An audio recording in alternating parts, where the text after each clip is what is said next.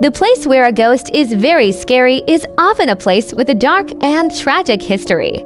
It may be a place where a violent crime was committed, or where many people died in a disaster. The ghost may be the spirit of one of the victims, or it may be the spirit of someone who was somehow connected to the place and was unable to move on to the afterlife.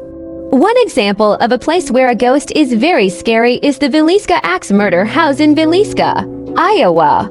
In 1912, 8 people were murdered in the house with an axe, and the killer was never identified. The house is now a museum, and visitors have reported seeing apparitions, hearing strange noises, and feeling uneasy presences.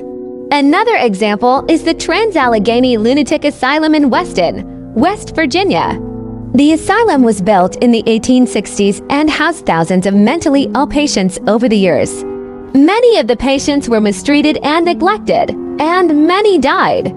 The asylum closed in 1994, but it is said to be haunted by the ghosts of the former patients.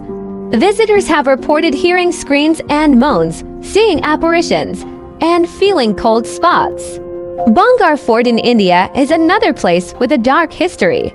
The fort was built in the 16th century, but it was abandoned in the 18th century after a series of tragedies. According to legend, the fort is cursed by a tantric priest who was killed there. The fort is now said to be haunted by ghosts and spirits, and visitors are warned not to enter after sunset. These are just a few examples of places where ghosts are said to be very scary.